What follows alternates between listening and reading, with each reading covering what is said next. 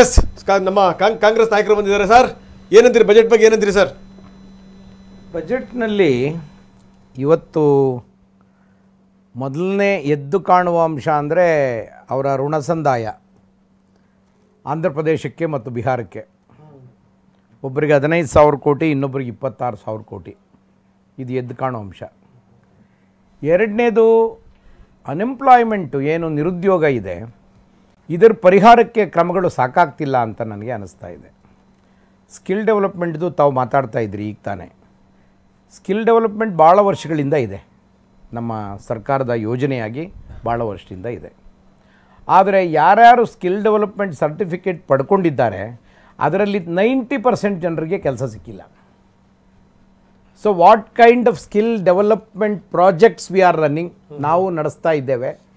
ಯಾವುದು ಸ್ಪೆಸಿಫಿಕ್ ಆಗಿ ನಿರ್ದಿಷ್ಟವಾದ ಸ್ಕಿಲ್ಲನ್ನು ನಾವು ತಯಾರು ಮಾಡ್ತಿದ್ದೇವೆ, ನಮ್ಮ ಅಗತ್ಯ ಏನಿದೆ, ಅಗತ್ಯಕ್ಕೆ ಸರಿಯಾಗಿ ನಾವು ತಯಾರು ಮಾಡ್ತಿದ್ದೀವಾ ಅನ್ನುವ ಪ್ರಶ್ನೆ ಸರ್ಕಾರದ ಮುಂದೆಯೂ ಇಲ್ಲ, ಅದನ್ನು ಜಾರಿಗೊಳಿಸ್ತಕ್ಕಂಥ ಸಂಸ್ಥೆಗಳ ಮುಂದೆ ಕೂಡ ಇಲ್ಲ. ಇವೆರಡು ಬಹಳ ಮುಖ್ಯವಾದ ಪ್ರಶ್ನೆಗಳು ನಾವು ಎತ್ಕೋಬೇಕು.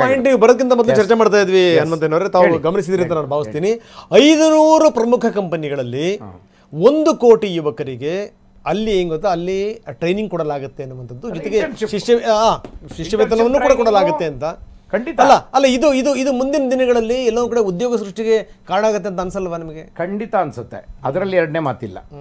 ಈ ಕೆಲಸ 500 ಕಂಪನಿಗಳು 1 ಕೋಟಿ ಜನರಿಗೆ ಇಂಟರ್ನ್ಶಿಪ್ ಕೊಡೋಕ್ಕೆ ಸಾಧ್ಯ ಆದರೆ it is again imaginary thing. 1 ಕೋಟಿ ಜನರಿಗೆ ಉದ್ಯೋಗ ಕೊಡೋದು ತಮಾಷೆ ವಿಚಾರ ಅಲ್ಲ. ಆಮೇಲೆ 500 ಕಂಪನಿಗಳಿಗೆ ಆ ಶಕ್ತಿ ಇರಬೇಕು. ನಮ್ಮ ಇವತ್ತು ಟಾಟಾ ಅಂತ ಕಂಪನಿಗಳನ್ನು ಕೇಳಿದ್ರೇ ನೀವು 50 ಜನ ಇನ್ಎಕ್ಸ್ಪೀರಿಯನ್ಸ್ಡ್ ಅವ್ರನ್ನ ಸೇರಿಸ್ಕೊಳ್ಳೋದು ಕಷ್ಟ ಇದೆ. ಇನ್ನು 500 ಕಂಪನಿಗಳನ್ನು ಸರ್ಕಾರ ಘೋಷಣೆ ಮಾಡಿದ ತಕ್ಷಣ, ಅಲ್ಲಲ್ಲ ನಾನು ಕೆಲಸದ ಹೇಳ್ತಿಲ್ಲ, ಇಂಟರ್ನ್ಶಿಪ್ ಕೊಡೋದು ಕೂಡ ಪಾರ್ಟ್ ಆಫ್ ದೇರ್ ಜಾಬ್. ಅವರ ಕಂಪನಿಗೆ ಪೂರಕವಾಗಿದ್ರೆ ಮಾತ್ರ ತಗೊಳ್ತಾರೆ, ಇಲ್ಲದೆ ಇದ್ರೆ ತಗೊಂಡು ಅವ್ರ ಇಂಟರ್ನ್ಶಿಪ್ ಸರ್ಕಾರ 5,000 ಕೊಡ್ತದೆ ಅಂತ ಅವರಲ್ಲಿ ಇಟ್ಕೊಳಕ್ ಸಾಧ್ಯ ಇಲ್ಲ. CSR ಫಂಡ್ ಅಲ್ಲಿ ಬಹುಶಃ 5,000 ಭರಿಸಬೇಕು ಅನ್ನುವಂತ ಹೇಳಿದ್ದಾರೆ. ಅಲ್ಲ, CSR ಫಂಡ್ ಅಲ್ಲಿ ಭರಿಸಬೇಕು ಅನ್ನೋದು ಅದು ಪೂರಾ ಅಲ್ಲ, ಅದು ಪಾರ್ಟ್ ಆಫ್ ಇಟ್ ಮಾಡೋದಾದ್ರೆ ಇದು CSR ಅನ್ನ ಸರಿಯಾದ ಕ್ರಮದಲ್ಲಿ ಉಪಯೋಗಿಸುವ ಕ್ರಮ ಅದು, ಅದರಲ್ಲಿ ಎರಡನೇ ಮಾತಿಲ್ಲ. ಆದರೆ ನಮ್ಮ ದೇಶದಲ್ಲಿರೋ 500 ಕಂಪನಿಗಳು 1 ಕೋಟಿ ಜನರಿಗೆ ಇಂಟರ್ನ್ಶಿಪ್ ಕೊಡೋ ಅಂತ ಶಕ್ತಿಯಲ್ಲಿದ್ದಾವ, ಅವಕಾಶಗಳಿದೆಯಾ? ಈ ಅಸೆಸ್ಮೆಂಟ್ ಹೇಳ್ಬೇಕಲ್ಲ. 5 ವರ್ಷದಲ್ಲಿ ತೀರಾ ಭಾರತದಲ್ಲಿ ಅಲ್ಲ, 5 ವರ್ಷದಲ್ಲಿ 1 ಕೋಟಿ ಟ್ರೈನಿಂಗ್ ಮಾಡೋದಾದ್ರೆ ನಂದು ಅದಕ್ಕೆ ಆಗುತ್ತೆ ಅಂತ ಅನಿಸ್ತದೆ. ವರ್ಷಕ್ಕೆ 10 ಲಕ್ಷ. ಆದ್ರೆ ನಮ್ಮ ರಿಕ್ವೈರ್ಮೆಂಟ್ ಇರೋದು ವರ್ಷಕ್ಕೆ 2 ಕೋಟಿ ಜನರಿಗೆ ಉದ್ಯೋಗ ಕೊಡಬೇಕಾದ ಅಗತ್ಯ ಇದೆ. ಆ 2 ಕೋಟಿ ಜನರಿಗೆ ಉದ್ಯೋಗ ಕೊಡುವಾಗ 80 ಲಕ್ಷ ಇಲ್ಲ ಇರ್ಲಿ, 80 ಲಕ್ಷ ಜನರಿಗೆ ಉದ್ಯೋಗ ಕೊಡುವ ಇದು ನಿಮ್ಗೆ ಕೇಳಕ್ ಒಂಚೂರು ಕಠೋರ ಅಂತ ಅನ್ಸ್ಬೋದು. ಹೇಳ್ತಾ ಇದೀನಿ ಏನು ಅಂತಂದ್ರೆ, ತೀರಾ ನೀವು ಡಿಪ್ಲೊಮಾ ಮಾಡೋರಿಗೆ, ಡಿಗ್ರಿ ಮಾಡೋರಿಗೆ ಮನೆ ಕೂಡ ದುಡ್ಡು ಕೊಡ್ತೀವಿ ಅನ್ನೋಕ್ಕಿಂತ ಇದು ಬೆಟರ್ ಅಂತ ಅನ್ಸಲ್ವಾ? ಖಂಡಿತವಾಗಿ. ಆ ಮನೆ ಕುಡಿದು ಪರ್ಮನೆಂಟ್ ಆಗಿ ದುಡ್ಡು ಕೊಡ್ತೀವಲ್ಲ, ಕೆಲಸ ಸಿಗೋವರೆಗೆ ಅವನ ಕೆಲಸ ಹಂಚ್ಕೋಬೇಕು. ಇದನ್ನೇ ನಮ್ಮ 1,500 ರೂಪಾಯಿ ನಂಬ್ಕೊಂಡು ಅವ್ನು ಸಂಸಾರ ಮಾಡೋಕ್ಕಾಗಲ್ಲ. ಅದು ಬರೀ ನಿಮಗೆ ಅವನ ಜೀವನ ಏನೋ ಜೀವಾಧಾರ ಅಷ್ಟೇ, ಜೀವಜಲ. ಅದು 1,500 ರೂಪಾಯಿ 3,000 ರೂಪಾಯಿ ಕೊಡ್ತೀವಲ್ಲ, ಅದು ಜೀವಜಲ. ಅದನ್ನೇ ಪರ್ಮನೆಂಟ್ ಆಗಿ ನಂಬ್ಕೊಂಡು ಹೆಂಡತಿ ಮಕ್ಕಳನ್ನೆಲ್ಲ ಸಾಕ್ತೀನಿ ಅಂತ ಯಾರಾದ್ರೂ ಭಾವಿಸಿದ್ರೆ ಅದು ಖಂಡಿತ ಆಗಲ್ಲ.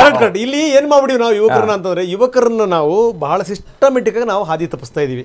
ಯಾಕೆ ಅಂತ ಹೇಳ್ತೀನಿ, ಇದು ನಿಮ್ಮೆಲ್ಲ ಆರೋಪ ಮಾಡ್ತಿರುವಂತದ್ದಲ್ಲ, ಒಟ್ಟಾರೆ ವ್ಯವಸ್ಥೆ ಬಗ್ಗೆ ಏನಪ್ಪಾ ಅಂತಂದ್ರೆ, ನಿಮ್ಮ ಅವ್ರಿಗೆ ಏನು ಬೇಕೋ ಅದನ್ನ ನಾವು ಪ್ರೊವೈಡ್ ಮಾಡ್ತಾ ಇಲ್ಲ, ಅದಾಗ್ತಾ ಇಲ್ಲ ಪ್ರೊವೈಡ್ ಮಾಡೋಕೆ. ಪ್ರಾಬ್ಲಮ್ ಇಲ್ಲ ರಂಗನಾಥ್, ನಾವೇನು ಅಂದ್ರೆ ಅವ್ರಿಗೆ ಏನ್ ಬೇಕು ಅನ್ನೋದನ್ನ ಕೊಡೋ ಶಕ್ತಿ ವ್ಯವಸ್ಥೆಗೆ ಇರ್ಬೇಕು, ದೇಶಕ್ಕೆ ಇರ್ಬೇಕು. ನಾವು ನಮ್ಮ ಮೇಲೆ ಜಾಸ್ತಿ ಡಿಪೆಂಡ್ ಆಗೋ ರೀತಿಯಲ್ಲಿ ಮಾಡ್ತಾ ಇದೀವಿ ನಾವು. ಇಲ್ಲ ಅವ್ರ ಕಾಲ ಮೇಲೆ ಅವ್ರು ನಿಂತ್ಕೊಳ್ಳಕ್ಕೆ ಏನ್ ಮಾಡ್ಬೇಕು ಈಗ? ನಿಜವಾಗ್ಲೂ ಸರ್, ಅಲ್ಲ ಗಾಂಧಿ ಪಾರ್ಟಿಯವ್ರನ್ನ ನಿಮ್ಗೆ ಹೇಳ್ತಾ ಇದೀನಿ, ನಿಜವಾಗ್ಲೂ ಗಾಂಧಿ ತತ್ವಗಳು ಇಲ್ಲಿ ಬರಬೇಕು ಅಂತ. ನಿಮಗೆ ಗುಡಿ ಕೈಗಾರಿಕೆಗಳಾಗ್ಲಿ, ನಿಮ್ಮ ಕೈ ಕೆಲಸಗಳಾಗ್ಲಿ ನೀವು ಕಲಿಸುವಂತದ್ದು ನಿಜವಾಗ್ಲೂ ಇಲ್ಲಿ ಬರಬೇಕು. ಇವತ್ತು ಗುಡಿ ಕೈಗಾರಿಕೆಗಳು ನಡೆಯಕ್ ಸಾಧ್ಯ ಇಲ್ಲ. ಅಲ್ಲಿಗೆ ಗುಡಿ ಕೈಗಾರಿಕೆಗಳು ಅಂತ ತಕ್ಷಣ ನೀವು ಬರೀ ಅದನ್ನೇ ಮಾಡೋದಲ್ಲ, ಅದು ಇವತ್ತು ಸಾಧ್ಯ ಇಲ್ಲ. ಬಾಟಾ ಕಂಪನಿ ಬಂದ್ಮೇಲೆ ಚರ್ಮ ಹದ ಮಾಡೋನು, ಚರ್ಮದ ಚಪ್ಪಲಿ ಹೊಲಿಯೋನ್ ಕೆಲಸ ಮುಗಿದೋಯ್ತು. ಬಾಟಾ ಕಂಪನಿ ಬಂದ್ಮೇಲೆ, ಬೇರೆ ಬೇರೆ ಕಂಪನಿಗಳು ಬಂದ್ಮೇಲೆ ಆ ಥರದ್ದು ನಮ್ಮ ಎಲ್ಲ ಕ್ಷೇತ್ರಗಳಲ್ಲಿ ಬಂದಿದೆ. ಈಗ ಮಡಿಕೆ ಮಾಡೋನ್ ಕತೆ ಏನಾಗಿದೆ, ನೀವು ಹಿಂಗ್ ಗೊತ್ತಾ ಬಡಗಿ ಸರ್? ಕತೆ ಏನಾಗಿದೆ? ಇಡೀ ದೇಶ ಡಿಪೆಂಡ್ ಆಗಿರುವಂತ ರೈತರು ಈಗ ಏನು ನೇಗಲ್ನ ಎಲ್ಕಂಬಳ ಹಾಕೊಂಡು ಉಳುಮೆ ಮಾಡಕ್ ಹೋಗ್ತಾವ್ರ ಈಗ ಕಾಲ ಬದಲಾಗಿದೆ ಸರ್. ಕತೆನೆ ಮುಗಿದೋಗಿದೆ. ಬದಲಾಗಿದೆ ಕಾಲ. ಅದಕ್ಕೆ ಹೊಸ ಆವಿಷ್ಕಾರಗಳಾಗಬೇಕು. ಹೌದು. ಆ ಹೊಸ ಆವಿಷ್ಕಾರಗಳಿಗೆ ಬೇಕಾದ ಮೂಲಭೂತ ಸೌಲಭ್ಯಗಳನ್ನ ಸರ್ಕಾರ ಒದಗಿಸಬೇಕು. ಆ ದೃಷ್ಟಿಯಿಂದ ನೀವು 5,000 ಕೊಡ್ತೀವಿ ಅನ್ನೋದು ಕರ್ನಾಟಕ ಸರ್ಕಾರ 1,500 3,000 ಕೊಡ್ತೀವಿ ಅನ್ನೋದಕ್ಕೆ ಏನು ವ್ಯತ್ಯಾಸ ಇಲ್ಲ. ದೇಶದಲ್ಲಿರೋ 10 ಲಕ್ಷ ಜನಕ್ಕೆ ಕೊಡ್ತಿದ್ದೀವಿ, ನಾವಿಲ್ಲಿ 10,000 ಜನಕ್ಕೆ ಕೊಡ್ತಾ ಇದ್ದೀವಿ, ಇಷ್ಟೇ ವ್ಯತ್ಯಾಸ. ಆದ್ರೆ ನೀವೇ ಹೇಳಿದ ಪ್ರಕಾರ ನೀವು ಅವ್ರಿಗೆ ಬರೀ ಏನೋ ದಾರಿ ತಪ್ಪಿಸ್ತಿದ್ದೀರಿ ಅಥವಾ ಅವ್ರಿಗೆ ಕೊಟ್ಟು ಅವ್ರ ಜೀವನನೇ ನೀವಲ್ಲ ಅಲ್ಲ ಸರ್ಕಾರ ಪಾರ್ಟೀಸ್ ಎಲ್ಲ ರಾಜಕಾರಣಿಗಳಿಗೂ ವ್ಯವಸ್ಥೆಗೆ ಟಾಕಿಂಗ್ ಅಬೌಟ್ ದಿ ಗವರ್ಮೆಂಟ್, ಯಾವ್ದಾದ್ರು ಗವರ್ಮೆಂಟ್ ಆಗಿರ್ಲಿ. ಹಂಗಾದಾಗ ನಾನು ಹೇಳಿದ್ದು ಅವ್ರಿಗೆ ಸರಿಯಾದ ದಾರಿಯಲ್ಲಿ ಅವರನ್ನ ಸ್ವಾವಲಂಬಿಗಳನ್ನಾಗಿ ಮಾಡಬೇಕು. ಇದು ಮೊದಲನೇ ಪ್ರಶ್ನೆ. ಅದು ಸ್ವಾವಲಂಬಿಗಳನ್ನ ಮಾಡೋ ಶಕ್ತಿ ಆ ವ್ಯವಸ್ಥೆಗಿರ್ಬೇಕು. ನಿಮ್ ಕೈಗಾರಿಕೆನೆ ನರಳಾಡ್ತಿರ್ಬೇಕಾದ್ರೆ ಅವ್ರಿಗೆಲ್ಲ ಶಕ್ತಿ ಕೊಡಕ್ ಸಾಧ್ಯ? ಇವತ್ತು MSME ಲಕ್ಷಾಂತರ ಉದ್ಯೋಗಗಳು ಕಳೆದೋದ್ವು ಕೋವಿಡ್ ಬಂದು ಆ ನಂತರದ ದಿನಗಳಲ್ಲಿ. MSMEಗೆ ಶಕ್ತಿ ಕೊಡಬೇಕು, ಆಕ್ಸಿಜನ್ ಕೊಡಬೇಕು ಅಂತ ಈಗ ಪ್ರಯತ್ನ ಮಾಡ್ತಿದ್ದೀವಿ. 3-4 ವರ್ಷ ಆದಮೇಲೆ, 4 ವರ್ಷ ಆದಮೇಲೆ MSMEಗೆ ಶಕ್ತಿ ಬಂದರೆ ನಮ್ಮ ಯುವಕರಿಗೆ ಕೆಲಸ ಸಿಗುತ್ತೆ. MSMEಯಲ್ಲಿ ಏನೇನು ಮ್ಯಾನುಫ್ಯಾಕ್ಚರ್ ಮಾಡಕ್ಕೆ ಸಾಧ್ಯ, ಉತ್ಪಾದನಾ ಕ್ಷೇತ್ರ ಹೆಂಗೆ ಡೆವಲಪ್ ಮಾಡಕ್ಕೆ ಸಾಧ್ಯ, ಅದರ ಬಗೆಗೆ ಸರ್ಕಾರ ಗಮನ ಕೊಡೋದ್ರ ಮೂಲಕ ಹೆಚ್ಚು ಸಾಧನೆ ಮಾಡಕ್ಕೆ ಸಾಧ್ಯ.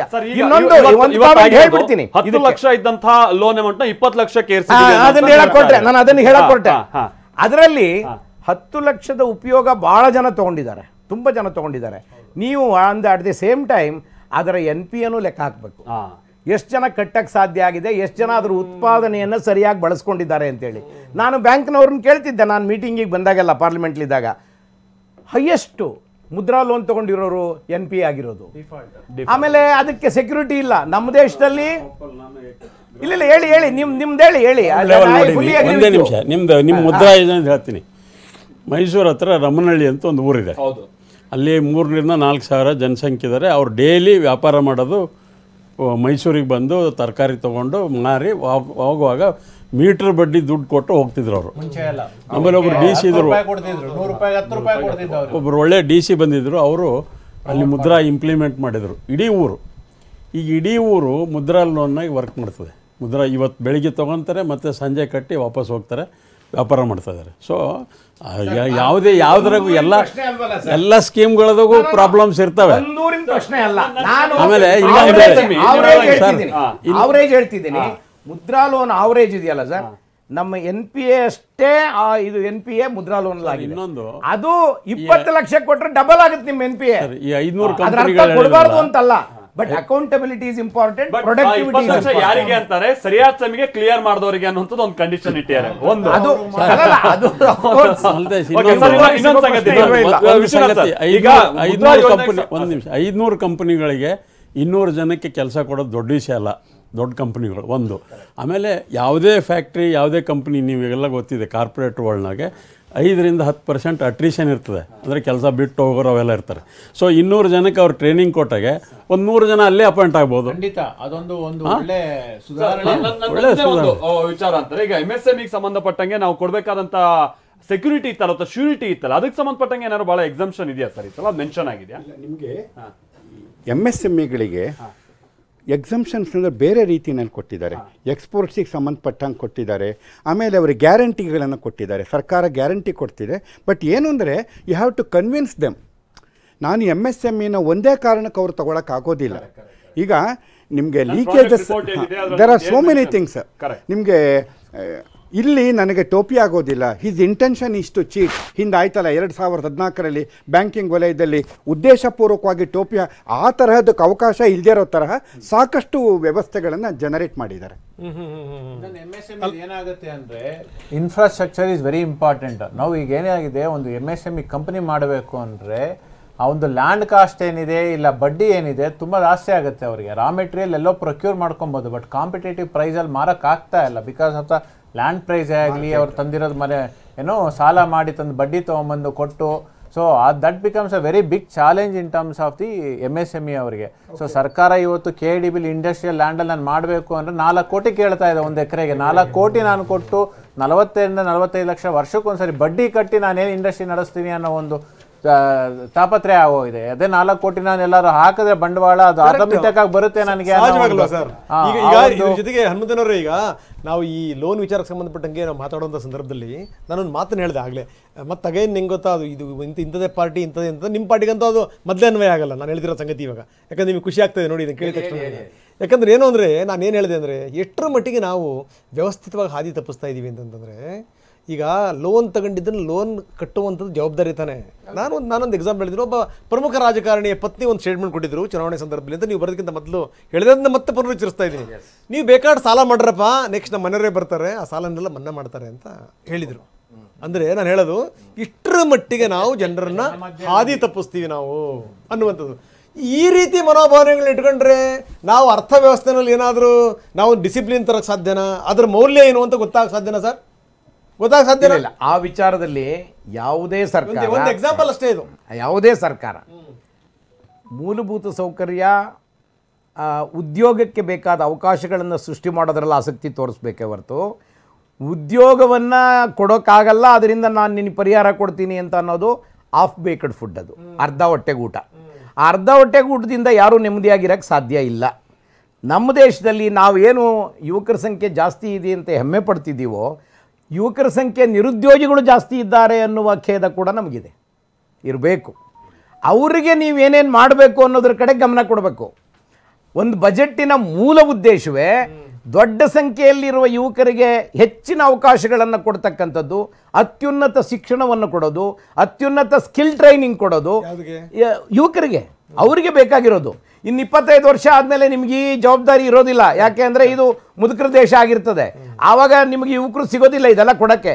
ಈಗ ಕೊಡದೇ ಇದ್ರೆ ದೇಶವನ್ನ ಭದ್ರವಾಗಿ ಕಟ್ಟಕ್ಕೆ ಸಾಧ್ಯ ಇಲ್ಲ. ನಾಳೆ ಅಪಾಯ ಇದೆ. ಯುವಕರು ಏನ್ ಮಾಡ್ಬೇಕು ನಾಳೆ? ಅದನ್ನೇ ನಾನು ಹೇಳ್ತಿದ್ದೀನಿ. ಅದರ ಪ್ರಯತ್ನ ಅಂತ ಅನ್ಸಲ್ವಾ ಇದು ಇವ್ರು ಮಾಡ್ತಿರೋದು? ಆ ಸಾಲದು ಪ್ರಯತ್ನ ಅಂತ ನಾನು ಹೇಳ್ತಿರೋದು. ಯಾಕೆ ಅಂದ್ರೆ ಈಗ ನಮ್ಮ ದೇಶದಲ್ಲಿ ಇನ್ನೂ ಅಗ್ರಿಕಲ್ಚರ್ ಬಹಳ ದೊಡ್ಡ ಕ್ಷೇತ್ರ. ಅದು ಅಗ್ರಿಕಲ್ಚರ್ ಇವತ್ತು ರೈತರು ನೀವು ದಿನ ನೋಡ್ತಿದ್ದೀರಿ. ಕರ್ನಾಟಕದಲ್ಲಿ ಎಷ್ಟು ಜನ ಆತ್ಮಹತ್ಯೆ ಮಾಡ್ಕೊಳ್ತಿದ್ದಾರೆ, ಹೊರಗಡೆ ಎಷ್ಟು ಜನ ಮಾಡ್ಕೊಳ್ತಿದ್ದಾರೆ. ಯಾಕೆ ಅವ್ರಿಗೆ ಈ ಸ್ಥಿತಿ ಆಗಿದೆ? ಅದಕ್ಕೆ ಪರಿಹಾರ ಏನು ನಮ್ಮ ಬಜೆಟ್ನಲ್ಲಿ ಇಲ್ವಲ್ಲ? ಏನಾದರೂ ಇರಬೇಕಲ್ಲ. ರೈತರದು ವರ್ಷಾನ್ಗಟ್ಲೆ ಸ್ಟ್ರೈಕ್ಗಳು ನಡೀತವೆ, ಮೆರವಣಿಗೆಗಳು ಇವತ್ತು ನಡೀತವೆ. ಇವತ್ತು ರೈತರು ಆಮೇಲೆ ಒಂದು ಕಡೆ ಭೂಮಿ ಕಡಿಮೆ ಆಗ್ತಿದೆ, ಬೆಳೆ ಜಾಸ್ತಿ ಆಗಬೇಕು ಅಂತೀವಿ. ಜಾಸ್ತಿ ಬೆಳೆ ಬೆಳೆದವ್ರಿಗೆ ಬೆಲೆನೇ ಸಿಗದೆ ಹೋದರೆ ಅವನೇನು ಮಾಡಬೇಕು? ಸೊ ಅದಕ್ಕೆ ಒಂದು ಸೈಂಟಿಫಿಕ್ ಮೆಕ್ಯಾನಿಸಮ್ ಬಜೆಟಲ್ಲಿ ನನಗೆಲ್ಲೂ ಕಾಣಿಸ್ತಾ ಇಲ್ಲ. ಅದು ನಿಜವಾಗ್ಲೂ ಬೇಕಾಗಿರೋದು. ಇವತ್ತು MSP ರೈತರು ಕೇಳಿದಷ್ಟು ಕೊಡೋಕ್ಕಾಗದೇ ಇರ್ಬೋದು. ನಾನು I also agree with it. ನಮ್ಮ ಸ್ವಾಮಿನಾಥನ್ ಕಮಿಟಿ ವರದಿ ಪ್ರಕಾರ MSP ಕೊಟ್ಟರೆ ಸರ್ಕಾರವೇ ಉಳಿಯೋಕ್ಕಾಗಲ್ಲ ಅನ್ನೋ ಅಷ್ಟರ ಮಟ್ಟಿಗೆ ಒಂದು ಅಂದಾಜಿದೆ.